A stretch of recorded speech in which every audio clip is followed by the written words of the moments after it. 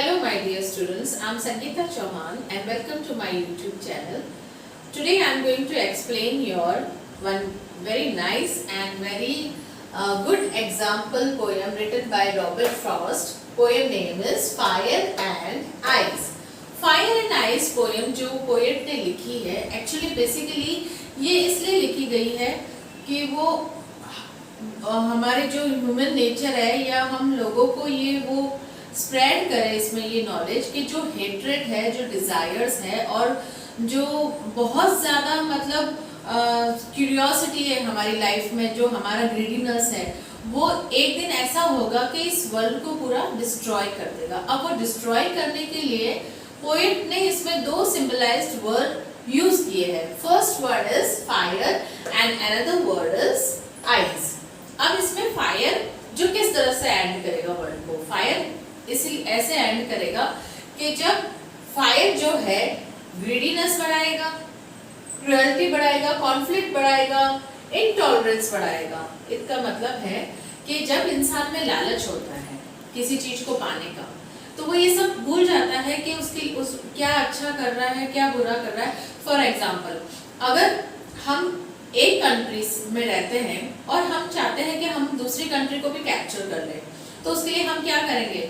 World war करेंगे, या फिर हम उनसे जो हमारी फोर्स है, उनकी फोर्स है, दूसरी कंट्री की फोर्स है, वो आपस में लड़ेगी, झगड़ेगी। किस चीज के लिए? एक लैंड के लिए, एक लैंड को कैप्चर करने के लिए। लेकिन उसमें वो ये नहीं सोचेंगे कि इसमें हमारे लोग कितने मर रहे हैं, चाहे हमारी कंट्री से ले लो या उनकी कंट्री से ले रहे हो, या फिर कितनी बिल्डिंग्स डिस्ट्रॉय हो जाएंगी, एनिमल्स डिस्ट्रॉय हो जाएंगे, पेड़ पौधे हैं, ग्रीनरी है, वो भी डिस्ट्रॉय हो जाएगी। तो इस तरह से जो फायर है, जब एक आग के गोले की जैसे जब ये फायर पूरे वर्ल्ड में ऐसे फैलती जाएगी, तो एक दिन ऐसा होगा पोएट के अकॉर्डिंग कि जो अर्थ है वो फायर से एंड हो जाएगा। फाइन। तो सेकेंडली, जब सेकेंड टाइम जब पोएट फिर से कह रहे हैं कि ये भी हो सकता है कि ये जो वर्ल्ड है ये आइस से भी डिस्ट्रॉय हो जाए। आइस से कैसे डिस्ट्रॉय होगी? आइस से वो ऐसे डिस्ट्रॉय होगी, लस्ट, कोल्डनेस, इनडिफरेंस, हेट्रेड। जब लोगों में हेट्रेड बढ़ता रहेगा, आपस में एक दूसरे के लिए नफरत पैदा होगी, अगेन उनमें कॉन्फ्लिक्ट होगा, फाइटिंग होगी। उसके बाद में फिर से उसमें क्या होगा? नुकसान हमारा होगा। हमारा होने के कारण एक दिन ये जो है आइस के जैसे आइस धीरे धीरे पिघलती है, पिघल के वो एकदम पानी की जैसे बह जाती है, उसी तरह से ये जो अर्थ है एक दिन आइस के जैसे भी डिस्ट्रॉय हो जाएगा। पोएट ने फिर इन दोनों चीज को इसीलिए भी मेंशन किया हुआ है इस पोएम में कि हम इससे एक मॉरल ऑफ द जो ये पोएम है उससे हमें क्या मॉरल मिलता है, क्या सीख मिलती है कि जो हमारा एक डिजायर है उसको आप एक सही लेवल में लेके जाओ। दूसरी चीजें कॉन्फ्लिक्ट वगैरह है, जो नेगेटिविज्म हमारे अंदर है, ह्यूमन नेचर के अंदर है, उसको हमें डिस्ट्रॉय करना है, ना कि हमें लोगों को डिस्ट्रॉय करना है या जो अर्थ में इतनी वैल्यूएबल चीजें हैं उसको डिस्ट्रॉय करना है। जो हमारे अंदर एक नेगेटिव पर्सन है उसको डिस्ट्रॉय करना है, क्योंकि ये फायर और आइस, डिजायर और कॉन्फ्लिक्ट और हेट्रेड, ये सिर्फ एक कंट्री में नहीं है, ये पूरे वर्ल्ड में इस पूरे अर्थ पे सब जगह है, हर कोने में मिलेगा आपको। फाइन। तो ये तो मैंने आपको एक समरी सुना दी इस पोएम की। अब मैं इसकी एक बार रीडिंग कर देती हूँ। ये बहुत छोटी सी पोएम है, इसमें सिर्फ 2 स्टैंजा ही है इस पोएम में। यह I start with some say the world will end in fire, some say in ice, from what I have tasted of desire, I hold with those who favor fire। जो first stanza है उसमें poet ये कह रहे हैं कि कुछ लोग कहते हैं कि ये जो वर्ल्ड है, ये वर्ल्ड एक दिन फायर से जो है एंड हो जाएगा। मैं भी उनको सपोर्ट करता हूँ। पोएट कह रहे हैं कि मैं भी उनको सपोर्ट करता हूँ। I also agree with them that it may end in fire।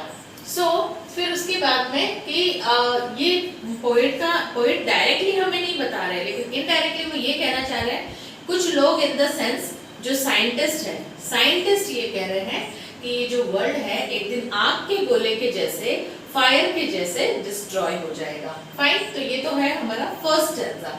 Then second stanza, but if it had to perish twice, in the sense कि वो कह रहे हैं कि अगर इस वर्ल्ड को 2 बार अगर एंड होना होगा तो ये कैसे होगा। I think I know enough of hate। अब पोएट जो है वो ये कह रहे हैं कि मुझे जहाँ तक पता है, मुझे जहाँ तक नॉलेज है कि ये वर्ल्ड जो है एक दिन हेट के कारण, नफरत के कारण एंड हो जाएगा। फॉर एग्जाम्पल, नफरत के कारण कैसे एंड होगा, जैसे कि फिर से सेम एग्जाम्पल है कि अगर 2 कंट्री के बीच में अगर लड़ाई झगड़ा होता है तो वो किसके बीच में होता है, डायरेक्टली वो ह्यूमन बींग्स के बीच में होता है। तो उस कारण से काफी लोगों का नुकसान होगा, काफी लोग मर जाएंगे। जैसे हिटलर है फॉर एग्जांपल, हिटलर ने बहुत ज्यादा, उसका डोमिनेंट टाइप का नेचर था, लेकिन उसने अपने नेचर के कारण, अपने इगोइस्टिक के कारण उसने काफी लोगों को नुकसान पहुंचाया, काफी लोगों को मार डाला। तो ये चीज होती है कि एक हेट्रेड के कारण उसने कितना लोगों को मार डाला। इन द सेंस इस तरह से भी जैसे जैसे नफरत बढ़ती जाएगी उसी तरह से ये जो अर्थ है डिस्ट्रॉय हो जाएगा। To say that for destruction ice is also great and would suffice, in the sense कि मेरे ख्याल से ये जो अर्थ है फाइनली उस आइस के कारण भी डिस्ट्रॉय हो जाएगा। अब इसमें पोएट ने जो 2 चीज कही है, फायर और आइस, इन द सेंस कि दोनों चीज से अर्थ जो है, ये जो धरती है, 2 बार इसका एंड होगा, एक होगा आइस से, एक होगा फायर से। ठीक है। देन अब इस पोएम की जो राइमिंग स्कीम है, राइमिंग स्कीम इसकी क्या है पोएम की, A B A B C D, क्योंकि ये छोटी पोएम है तो इसमें आप लोगों से लिटरेरी डिवाइसेस भी पूछ सकते हैं और आपसे राइमिंग स्कीम भी पूछ सकते हैं, ये दोनों चीजें।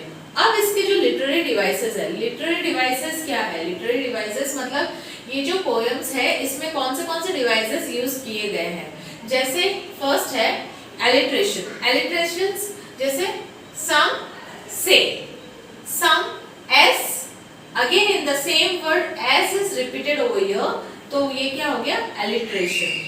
देन उसके बाद में दूसरा वर्ड जो आता है वो होता है एंजाइनमेंट। एंजाइनमेंट का मतलब ये होता है जैसे कि अब ये वाली जो लाइन है, from what I have tested of desire I hold with those who favour fire. तो इसमें कहीं पर भी कॉमा नहीं देख सकते हो, तो ये एक तरह से क्या हो गया एंजाइनमेंट।